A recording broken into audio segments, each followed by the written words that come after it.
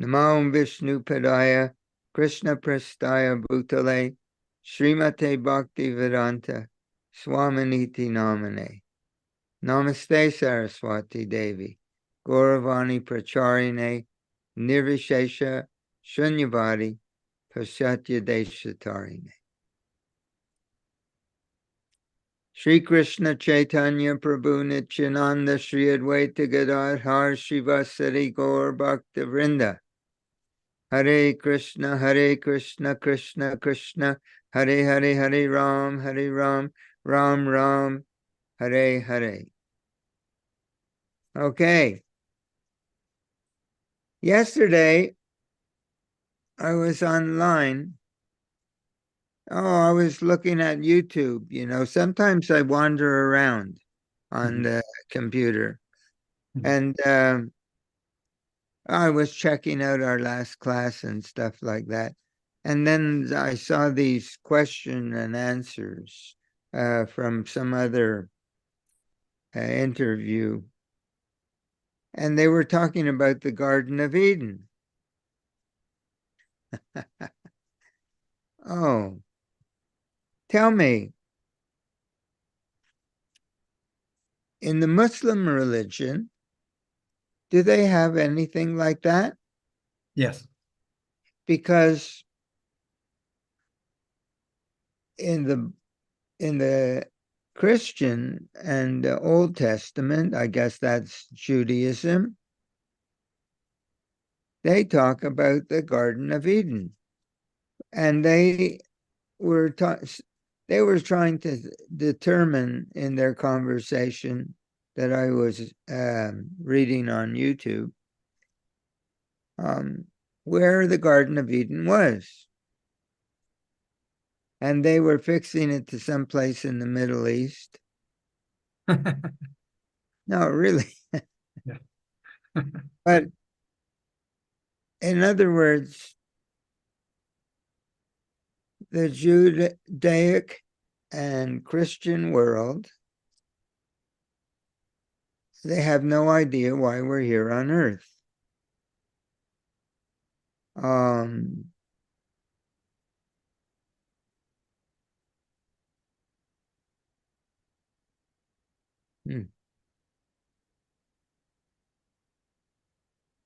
In other words, everybody agrees, Hindu, Christian, Muslim, Jew, that God is very kind and God loves us. Of course, the Advaitins, those who follow the teachings of Shankaracharya, I saw another one and I wrote a big comment because there are people on YouTube who they're teaching that they're following Ramakrishna Vivekananda, who's an impersonalist. They don't think that God is very kind because they don't think that God has any personality whatsoever. God is just a homogenized spiritual energy, and we're all part of it. And they feel that somehow or other, that great big impersonal energy got bored. And so that's why the material world exists, so that God could have pastimes. And here we are. We're having our pastimes. And we're just so then they go a step further and they say, they apply that understanding to like the Srimad Bhagavatam, that God has come here to have his pastimes and Krishna is showing us how we're supposed to do it. We should have our rasa dances, things of that nature. They're doing this sort of thing. So, but going back to the Garden of Eden, why are we here? Well, the Garden of Eden story is like an allegory, but it completely parallel to our Vaishnav or Vedantic understanding of why we're here in the material world. Everybody knows that there's so much suffering in the material world.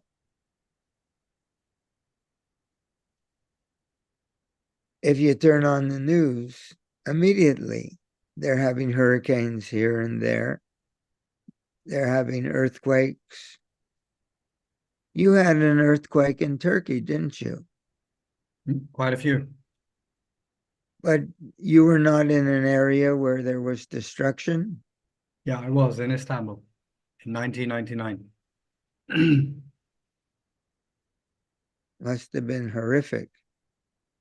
I was in Los Angeles when there was an earthquake, but it was very mild.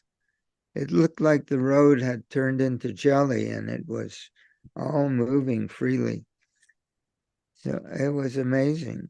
So anyway, let's consider the Vedic. We're suffering so terribly. There are so many diseases.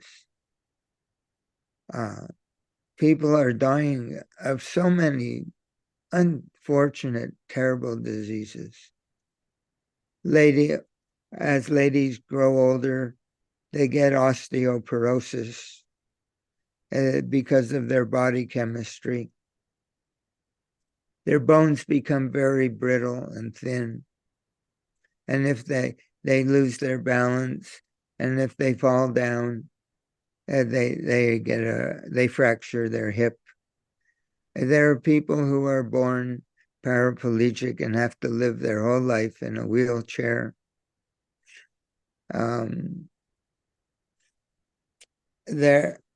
My wife is now in another part of the country, and they have insects there called ticks, and if they jump on, if you don't wear the complete covering on your legs, they jump on your legs, and if they bite you, you can get what they call Lyme disease, which cancer, divorce. I don't know what the statistics are, but people can't stay married. There are people working. I looked up the history of slavery. This planet has never been without slaves in every part of the world. Yes. And then you have wars between capitalism and communism. I think we talked about that before recently.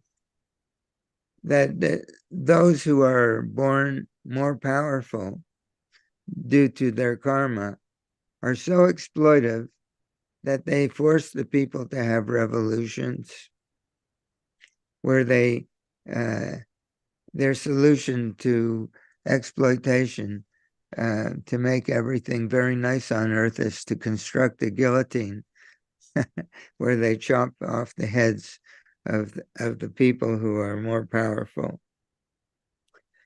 There's no end to describing the terrors and horrible circumstances of this material world.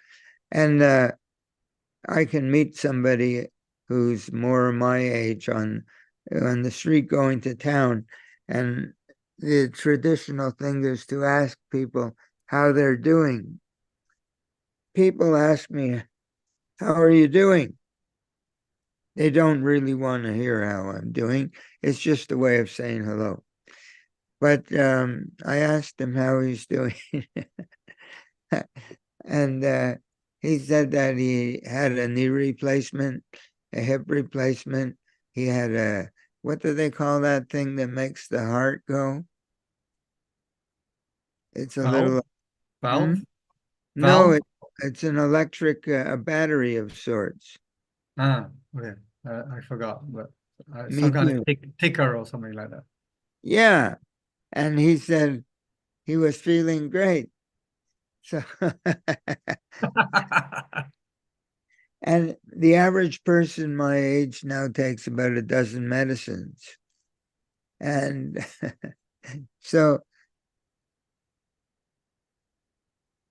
so if God is, and their birth, old age, disease, and death, nobody wants to grow old.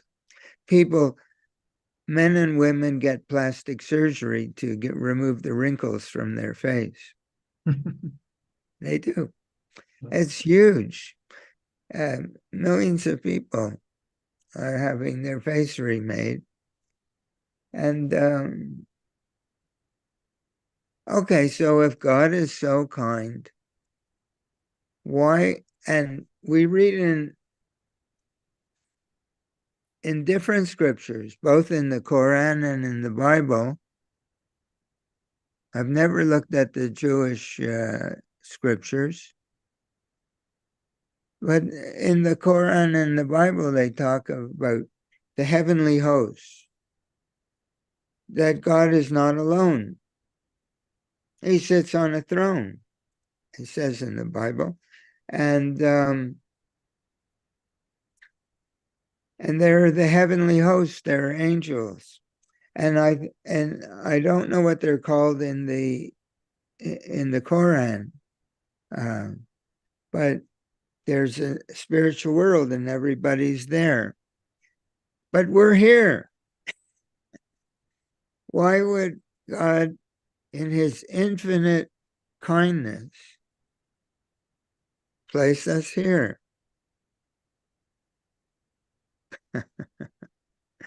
So,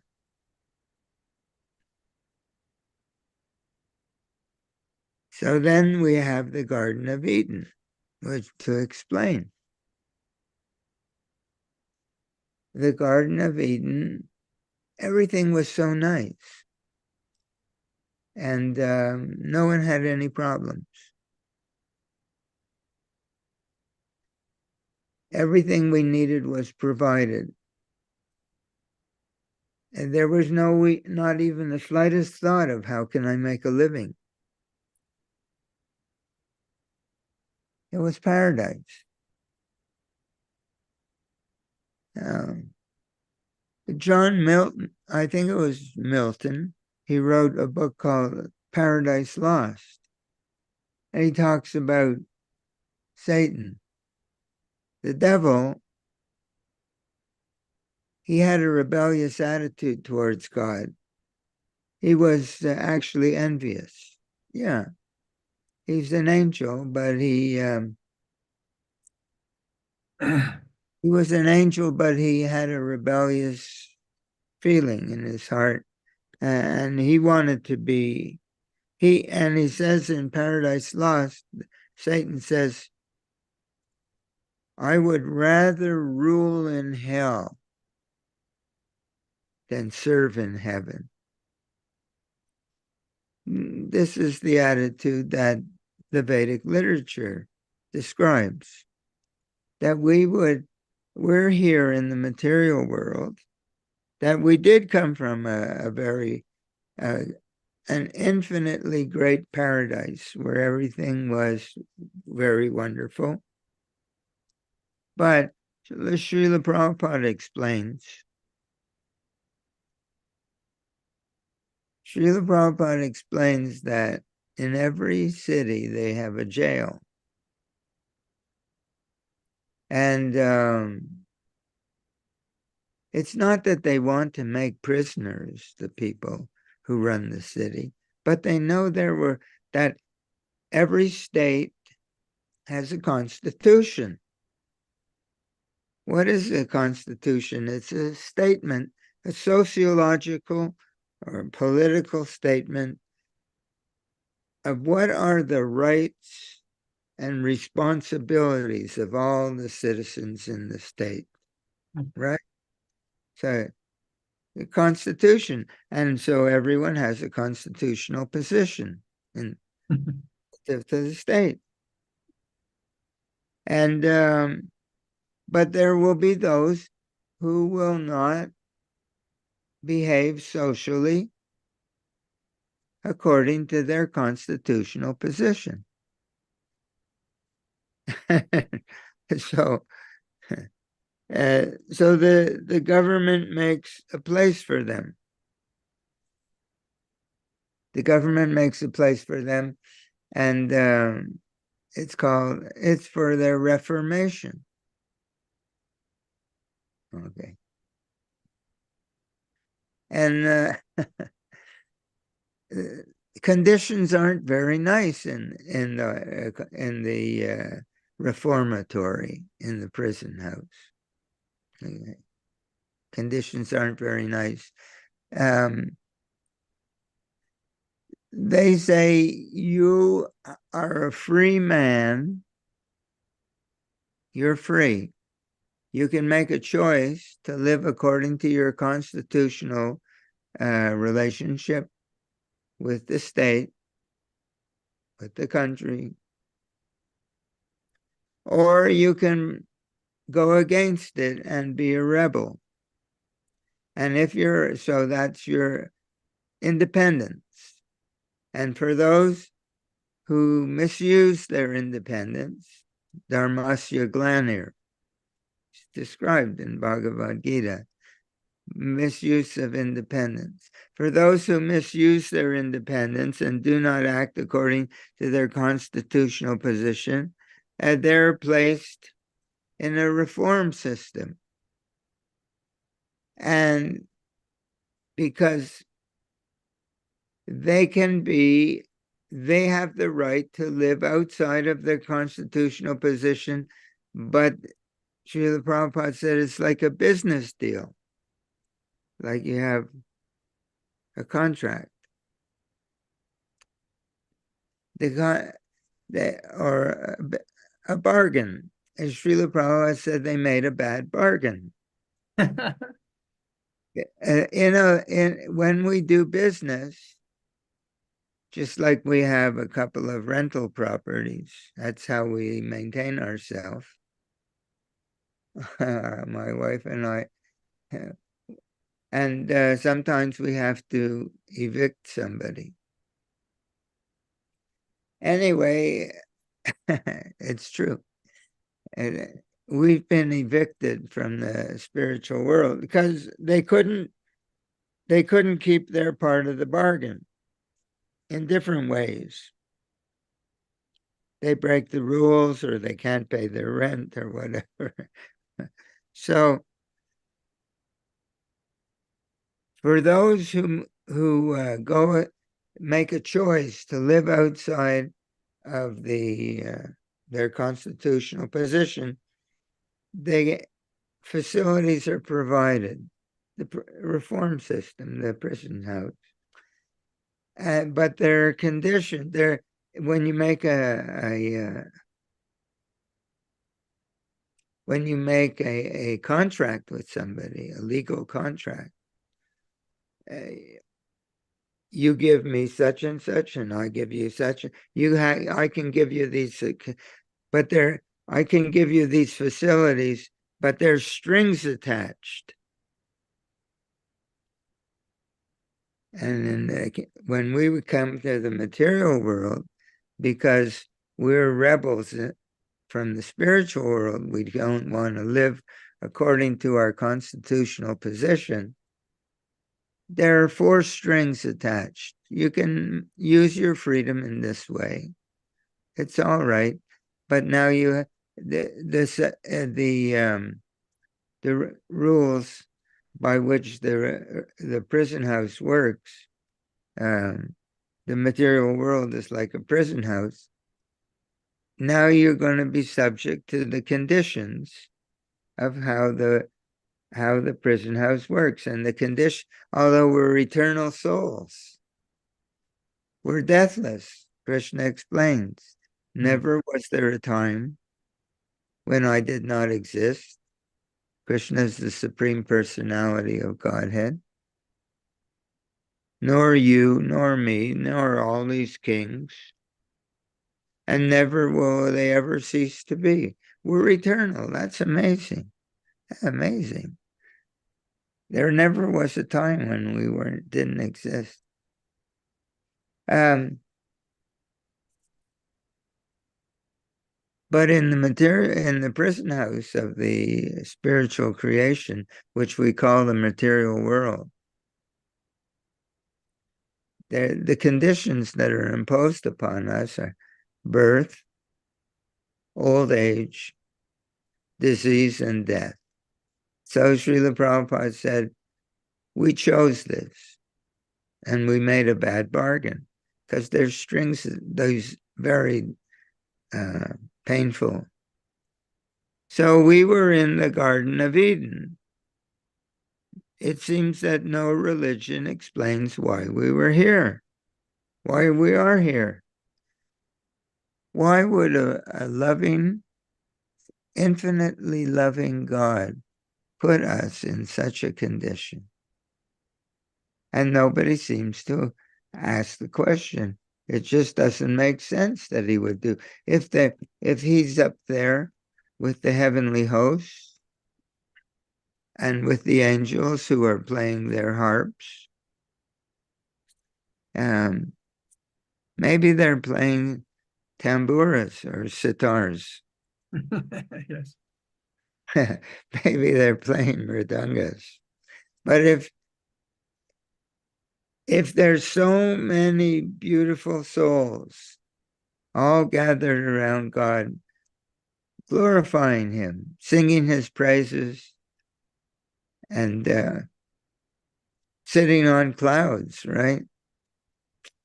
And some of them have wings. So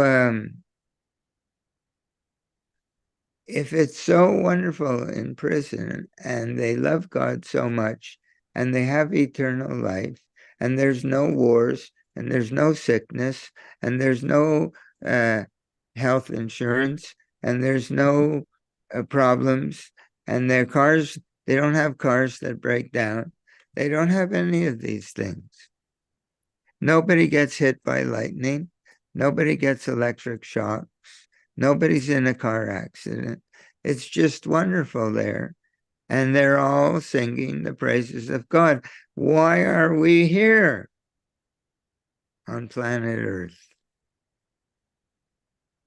So it seems that because it's all about love. If God created us in such a way that we had no choice, and we had to love him because we were made like robots. We were wired that we could only express our emotions in a certain way. We had no choice. We could only be lovers of God. It wouldn't actually be love because he wants us to love him of our own free will, our own accord. And we would rather, there are a certain percentage of souls say, everybody's focused on him. Why, like he's the center of everyone's attention. He's the center of everyone's love. Why can't I be like that? When I was a kid, I remember when I was a child, there was a magazine called Playboy magazine. Did you ever hear of Playboy magazine? Yeah, well, famous. And they had Playboy clubs where men could have a membership. You would have to buy a membership, of course. And you go there and there'd be so many beautiful women.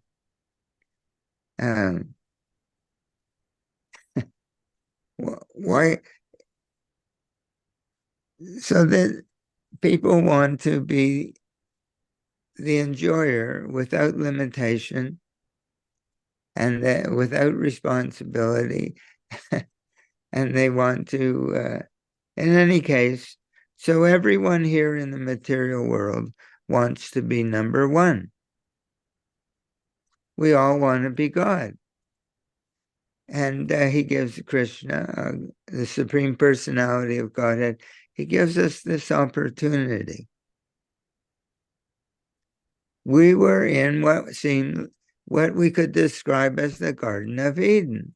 But when I read in the Bible that when Adam and Eve were put out of the Garden of Eden, they were told that they would now have to survive by the sweat of their brow, by their hard labor.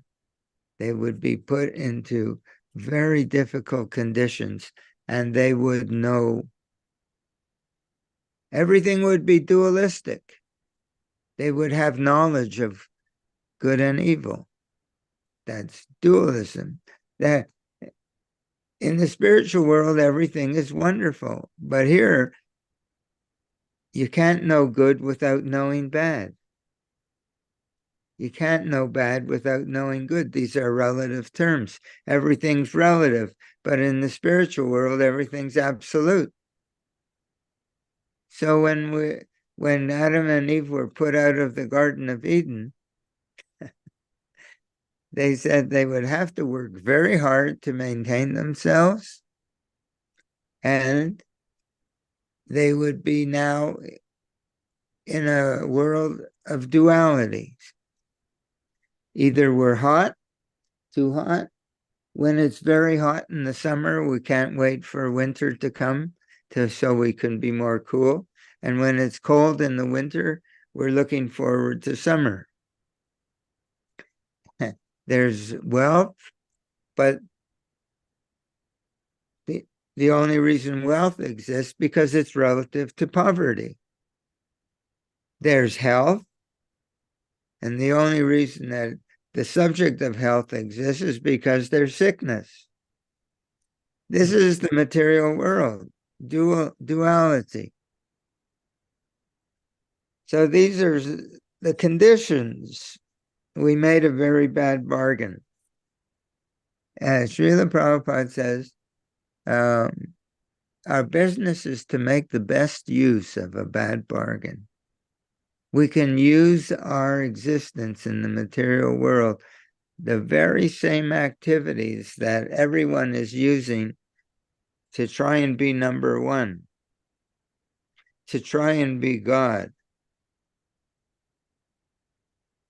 One can use these same activities to worship God. I have a kitchen in my house. We sweep the kitchen floor. But if a person thinks, I'm not the real owner of this, everything, God is the proprietor. Here, everybody wants to be an owner. They can't own enough. Everybody's trying to be the biggest owner. So then they're very, very wealthy people, and they employ, they have huge factories or huge organizations like Amazon.com. The person who owns Amazon.com is a trillionaire. But the people who work for Amazon.com, they were on strike because they couldn't support their families. So a person in the material world is so much wants to be God, he can never have enough. The millionaire, the billionaire, and the trillionaire are still arranging how to make more money. And they're never satisfied. And they exploit everybody. Like we were saying earlier, there has never been a time on this planet when there wasn't slavery. they treat each other. They buy and sell each other. Actually, they have markets all over the world where in America, in Europe, where they went to other countries and got slaves that were captured by the local people. They captured some of their own people, and they would sell them on slave ships. They said that the average slave that came from Africa, lived the 5 or 6 years before they died in America because they would wear them out. Wow. And the man who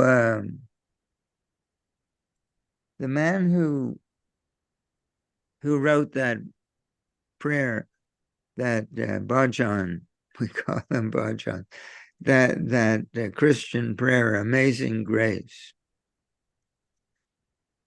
He was a slave trader. Did you know that? Wow. He was a slave trader, and then he was the head of a slave ship that went to Africa. And there were different tribes in Africa.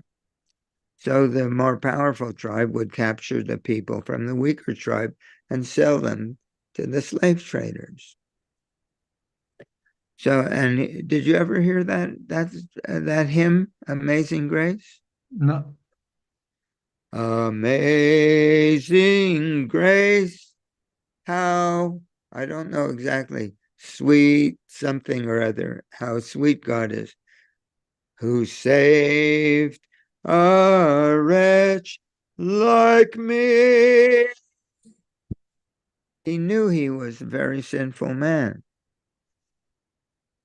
He had been a slave trader. He was the head of a slave, but he had some kind of opening up of his heart to God, and he felt that God had saved him and he interfered with the politics in England and made them make slavery, the whole business of slave trading, against the law.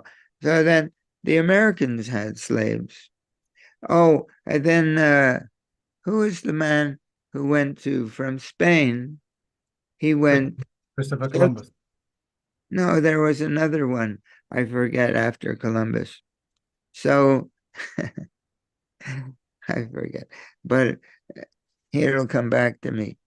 But they turned the local people into slaves as well in South America. And when they went there, there was one tribe in South America who was stronger than another tribe, to many other tribes, and they would make them make donations to the stronger tribe. You know what they donated? They Slaves from donate. the other tribe. They donated people, and you know what they used those people? The stronger tribe.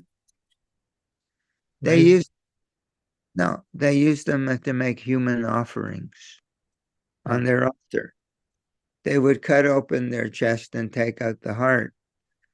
And while it was still beating, they would put it on a platter and rush it to the altar.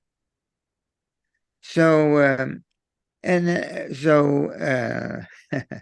when the Spanish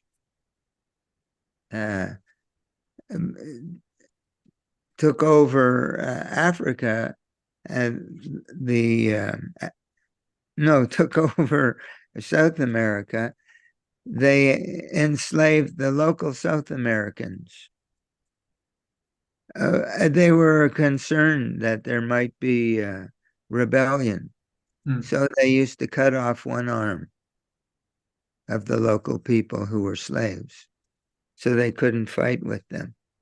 Anyway, they started to have a scarcity of local slaves, so then they started importing them from Africa also. So then the black people started, the Negroes. That's where their presence in South America came from. They're from Africa. So this slave trader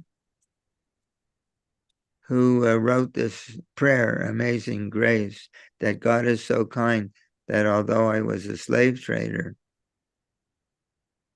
he opened my eyes, he opened my heart, that I could see that this was just terrible. So this is the way the material world works. So he describes, he kept a diary, this slave trader from Britain. He described how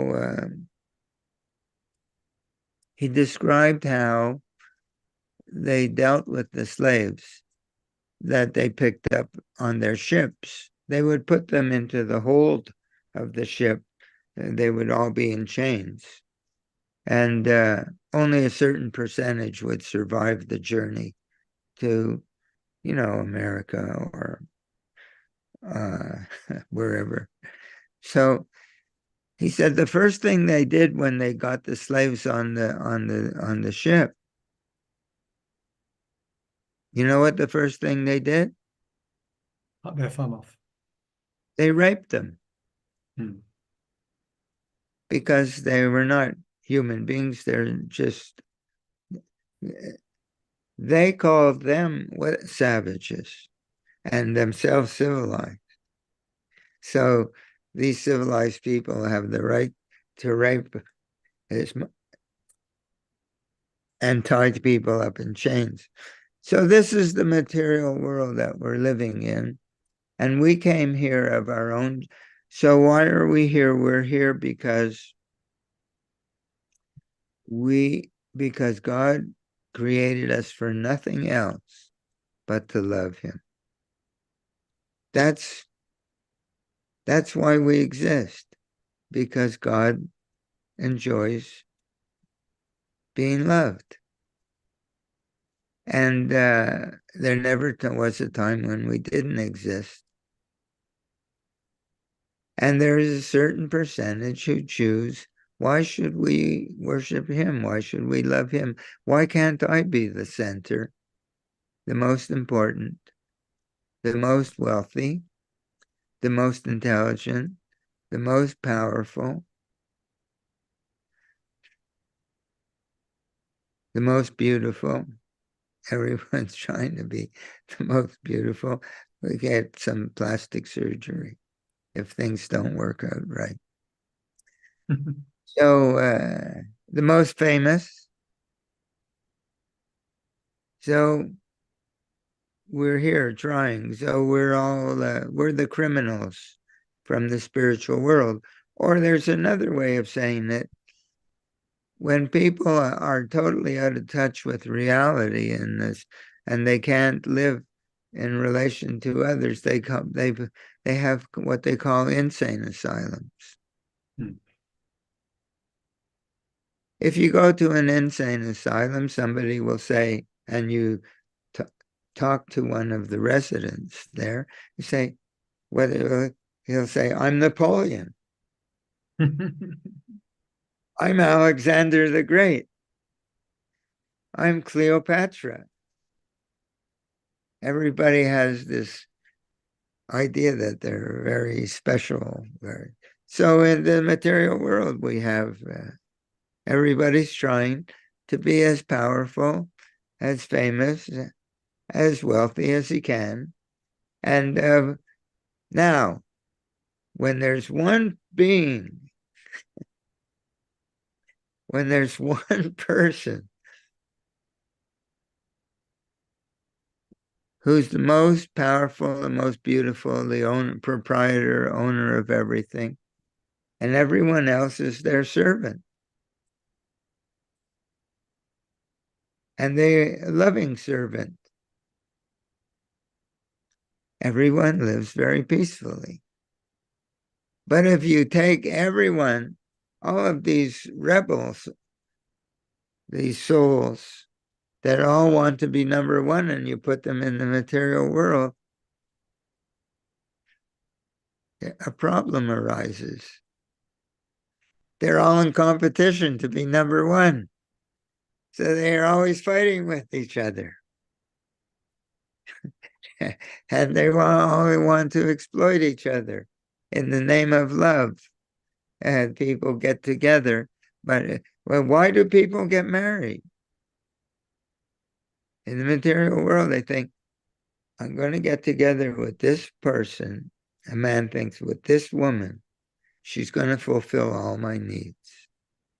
And the woman thinks, I'm going to be with this man. He's going to fulfill all my needs. But 6 months later, they think, he's not fulfilling all my needs. And she's thinking, and vice versa. And they say, divorce. In other words, there's no love in the material world. It's all conditional. Love has no conditions. It's business. If I get what I want, I love you. Here's to you, and here's to me. You know, people drink to each other. They toast each other. And if by chance we don't agree, to hell with you, and here's to me. This is the life in the material world. And that, you know, America is the land of the free. In the early 1900s, the people who were working in factories, they couldn't support their family. They would go on strike. But the people who were very wealthy and owned the factories, they also owned the government. They owned the government. So they use the government. They take all the police force from the government or the military from the government, and they would attack the strikers in the land of the freedom. So this is what's going on. There's no end to it because we all want to be God, and we want to, and because we want to be God, we have to, we want everyone to be our servant. And we want to exploit them. So then there's terrible problems. Things like communism only arise because people can't take care of their families.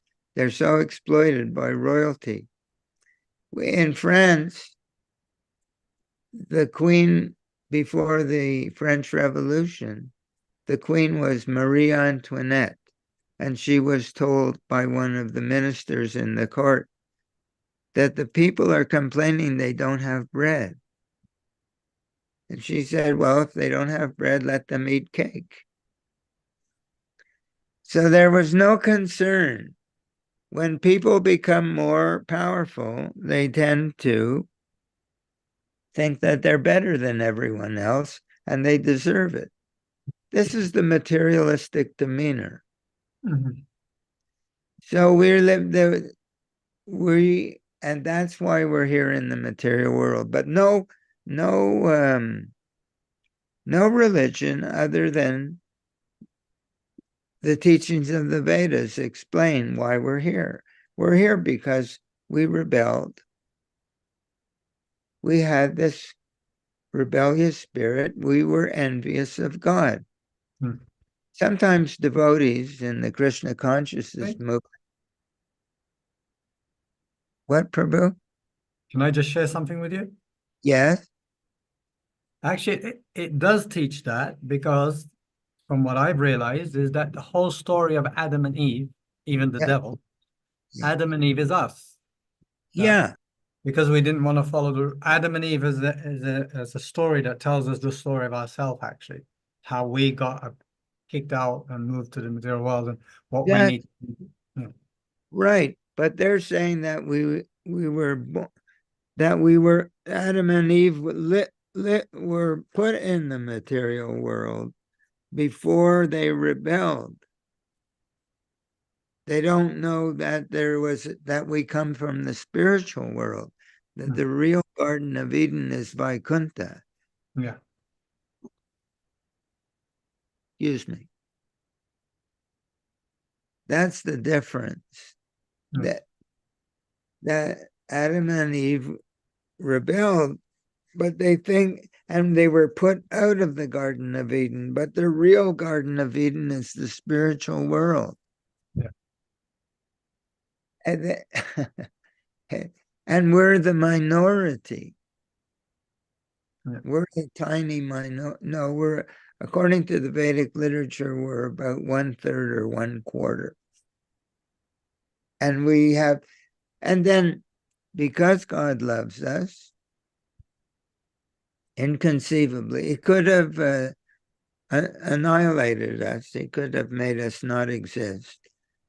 But He has created a reformatory, an institution where we could get cured of our spiritual insanity. That why can't I be God? Because this idea that why can't I be God is the problem, one of the major problems of the material, besides birth, old age, disease, and death, this idea to be number one, to be the most significant person, it has caused unlimited wars. A person not satisfied to be a successful businessman and exploit the people who work for him, he thinks, oh, why can't we go to another country and take over the whole other country? So Krishna explains that this desire to be exploitive, to be number one, to be this desire to be God, is called kama or lust. Because Arjuna asks a question in Bhagavad Gita. He said, what makes people do these terrible things to each other? What makes people act so terribly? He acts that's in the 3rd chapter of Bhagavad Gita. What makes people act like that? And Krishna says, it's lust only.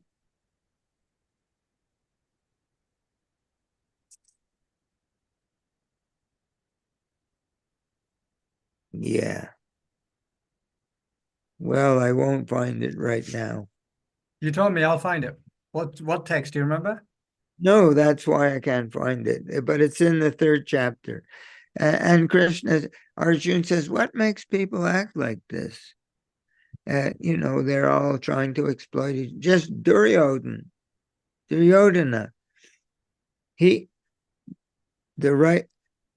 the real position of a government or a king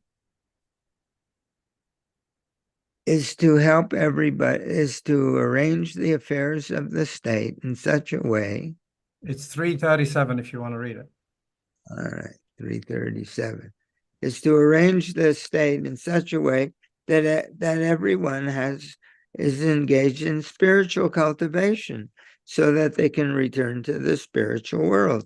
That's what government is for, to protect the people. 36. Arjuna says in 36, Atakena prayuktoyam papam charati purusha. Papam is sinful activity, hurting other people, etc. Arjuna said, O descendant of Vrishni, by what is one impelled to sinful activity, to sinful acts, even unwillingly, as if engaged by force? Like, it's so strong, these desires to be God, to be the most important and the most rich and the most powerful person, that they can't stop themselves. Even the multi-billionaire can't stop trying to make more money. It's like there's a cartoon of a man sitting on a limb of a tree, and he's sawing off the limb of the tree. But he's not sawing off the side of the limb. He's sawing off between himself and the tree trunk, so that when he's sawed off the limb, he's going to fall down. Yeah. So that's us in the material world. If people are destroying the material world because of their tremendous lust to exploit it. They they go to the multinational corporations, go to a place like South America. They make a deal with the government, the men in government. They're going to give them great riches, the men in government. The man in the government is there supposedly for the welfare of the people, but the people are like very poor, and the man in the government lives in the palace, and he makes a deal with the multinational corporation. Yes, you can come here and you can have oil wells, you can make mines, and it will give you a workforce. You don't have you in your country you have unions and laws. There's a minimum wage that everyone has. Here you can cheat the people, you don't have to pay them anything, and you can pollute the whole environment. You can remove the whole Amazon rainforest. How do we live? We need oxygen. The rainforest, they produce the trees, they take in carbon dioxide and they give out oxygen. But there's a so the people who live there are being put off of their lands, and they're polluting the rivers and the groundwater because they want to be wealthy. They want to be Krishna. They want to be God. So Arjuna is asking, by what is one impelled to sinful acts, even unwillingly, as if engaged by force? So Srila Prabhupada writes, purport, a living entity as part and parcel of the Supreme is originally spiritual, pure, free from all material contamination. Therefore, by nature, he's not subjected to the sins of the material world. But when he's in contact with the material nature, he acts in many sinful ways without hesitation, and sometimes even against his will. As such, Arjuna's question to Krishna is very sanguine as to the perverted nature of the living entities. Everyone in the material world is a pervert. We all want to be God. We're so tiny, and because we want to be God, if you throw a pebble into a pond, it makes all these concentric rings. But if you throw many, and those rings expand, they don't interfere with each other. But if you throw a handful of pebbles, the concentric rings from each pebble, they all clash with each other. They want to get bigger and bigger. Everyone wants to get bigger and bigger. They're concentric pebbles. Their factories, their businesses, their this, their that, their rasa dances. So they're all in competition. So, so this is why we're here in the material world. This is not because the Garden of Eden was somewhere in the Middle East. There is a spiritual world, and we are the ones, we come from the spiritual world. So God is so kind, Krishna is so kind, that instead of wiping us out, annihilating us, he said, well, these souls, they're crazy. They're spiritually, they're perverted, Srila Prabhupada said. We have this perverted tendency that we see things upside down. We're put in a place where everyone can, okay, you want to be envious of me, Krishna says, I'm going to put you into a situation where it's very therapeutic. It's to help you come to the conclusion on your own. I'm not going to force it on you. It's a kind of therapy. And in this therapy, you can take this enviousness that you have of me, and you can all be envious of each other.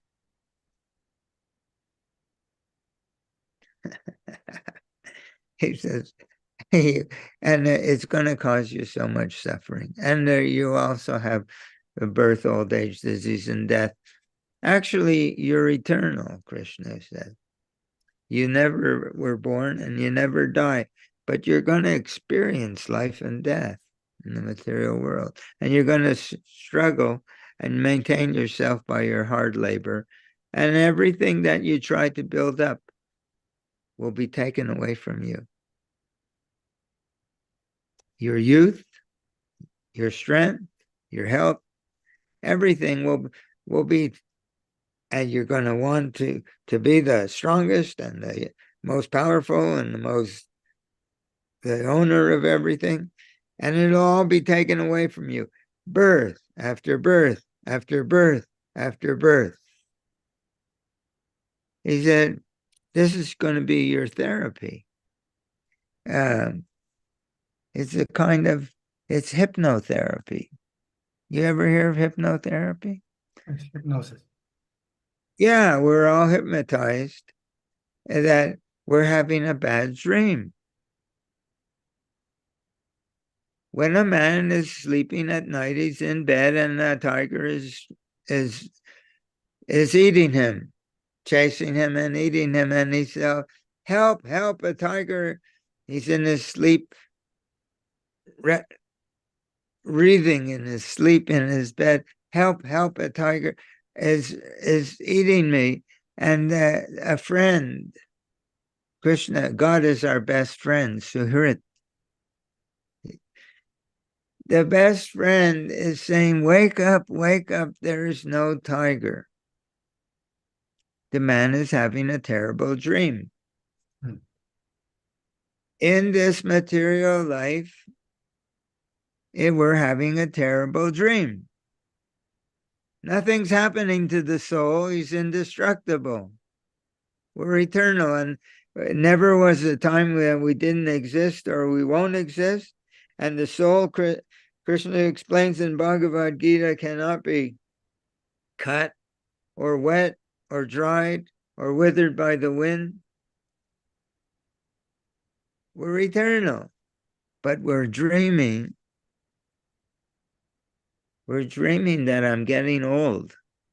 We're dreaming that now I have cancer.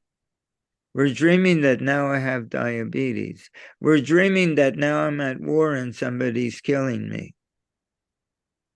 Thousands and millions of people. I don't know how many million. I think about 40 million people died in the Second World War. Something like that. Or maybe there was 40 million Russians in the Second World War. But millions and millions of people all over the planet are killing each other. But it's a dream. Nothing's happening to us. The only difference is, what is a dream? People think imagination. What is imagination? Is it something that doesn't exist? No, it exists. But it's a subtle material energy. Just like we're talking now on the computer. You're in, where are you? Turkey. That's right. And do you have citizenship there? No, you are. So you're a Turkey and I'm an American. So I forget where I was going, but it'll come back to me. Yeah, the dream. So we're dreaming that I'm a Turkish person, I'm an American person, I'm an Indian person, I'm an African person. Oh, yes. So the nature, oh, yes, we're talking on this computer. But how do I see your face on the computer? It's a subtle energy that I can't see with my senses, with my material senses. And it's traveling through the air. And it's being picked up by instruments that can take that subtle energy and turn it into shapes and forms and sounds that my senses can relate to.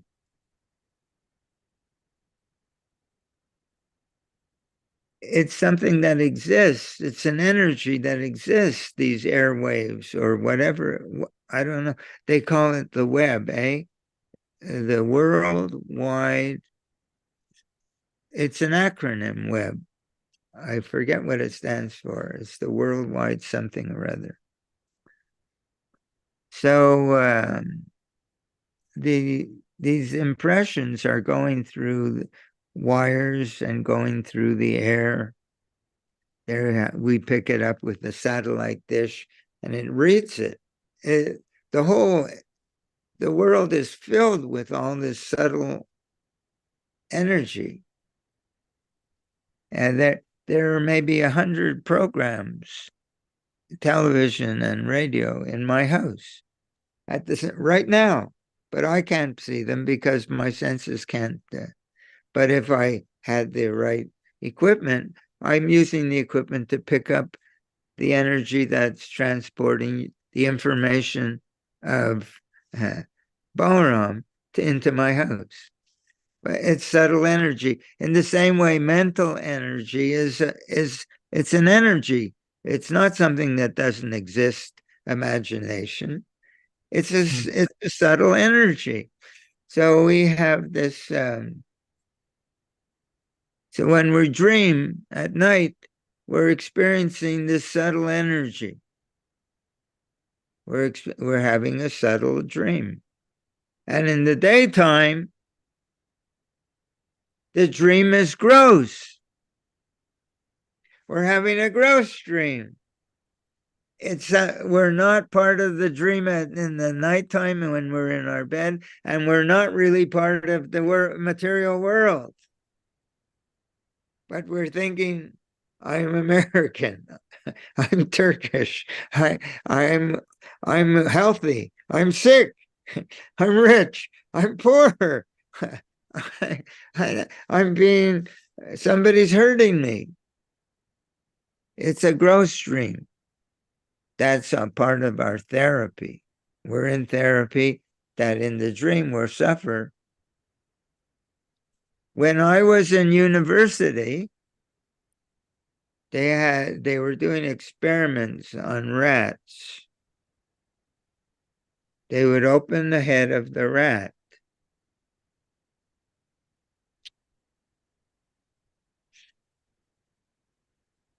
They have no concern. They think they're doing something wonderful. They would open the head of the rat and put electrodes in the rat's head. They would put it into a center of the brain that made a part that gave the rat, that if it was stimulated, it would give the rat a feeling of pleasure, physical pleasure. And the other end of the electrode there would be on a kind of a pedal or a lever that the rat could push. And if the rat in the cage would, by accident, push that lever, it would give him a pleasurable sensation. So the rats would be in the cage pushing the lever again. Yeah. So sorry, just to let you know, I have to leave in 3 minutes. You can Yeah. continue the class though, that will continue. And either I'll ask Nityananda or you to close it off when you're done. How do I close it? I just did. Well, no, I mean, close the live YouTube channel. You can continue talking. Oh, okay. If you wanted to close the whole thing, you just leave the class. Okay. I'm so sorry I'm losing you. Yeah, I'm having Sorry. a, so we're in therapy and we're having this gross stream is being imposed on us that so many problems are arising that it's to cause us to inquire. Atato Brahma Jignasa. Now we've come to the human form of life. We're supposed to inquire, what is the truth?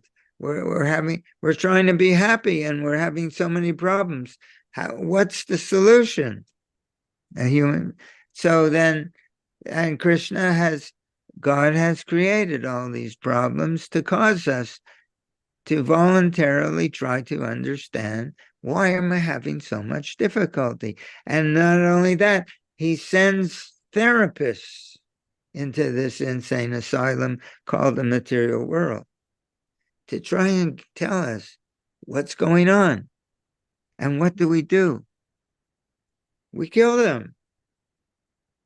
They tried to kill Muhammad. He had to have an army to protect his congregation. They tried to kill Jesus. They tried to kill the Buddha. Whenever God sends his therapists into the insane asylum, where the rebels are, they want to kill them. But still he keeps sending. And they have so much love for us in our suffering condition. And this is why we're here in the material world. I'm going to summarize.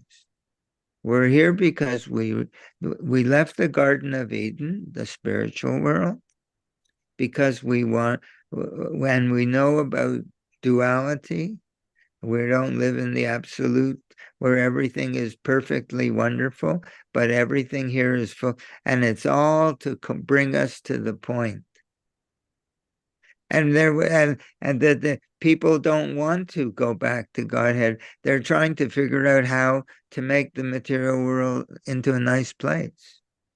But there will always be birth and death in the material world, disease and old age. No matter how good it gets, no one can keep it. It's filled with suffering and misery, and it's made that way, and it's a bad dream, and it's to make us begin to inquire.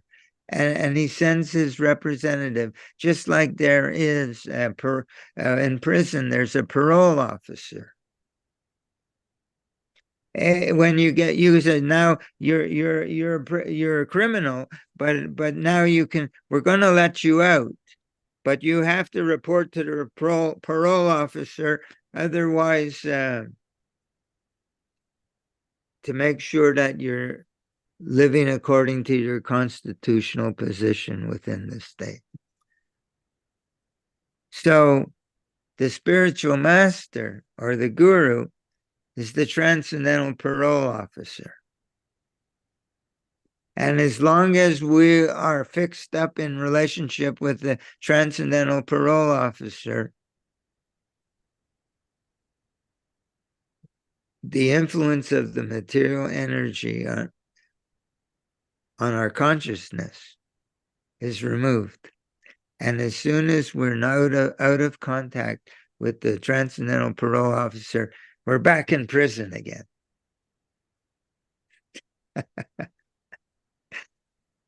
So the way to get out of prison is to begin to acknowledge our relationship with God, that our business is that we're his tiny, tiny, infinitesimal spiritual servants. And our business is to glorify him and to serve him. And the way in which we can glorify him and serve him is to chant his holy name. And even in the Bible, it says Jesus is teaching that Our Father, who art in heaven, hallowed be thy name. Your name is holy. And if we chant it, thy kingdom come, thy will be done, we'll turn the whole material world into a spiritual world. It'll be beautiful here. Thy kingdom come, thy will be done on earth as it is in heaven. Because your name is holy. So there we have this. That's why we chant Hare Krishna. And it's part of our becoming cured. I would like you to end this little discussion. And Okay. that's why we are not in, that's why we left the Garden of Eden. And that's why we're here in the material world. And our business is that we have a chance to go back. And that's what religion is all about. It's about the rebellious souls have an opportunity to return to our real life, going back to the Garden of Eden in the spiritual world. Hare Krishna. I have questions, but I'll write them to you. I'll catch you later. I sent you a WhatsApp talk yesterday. I want you to read it and let me know what you think. I mean, hear it. Absolutely. Thank you so much for your class and your association. Thanks, Prabhu. Thank you for spending some time with me. Oh, I my really pleasure. enjoy your company. Me too. Hare Krishna. Hare Krishna. Prabhupada ki jai.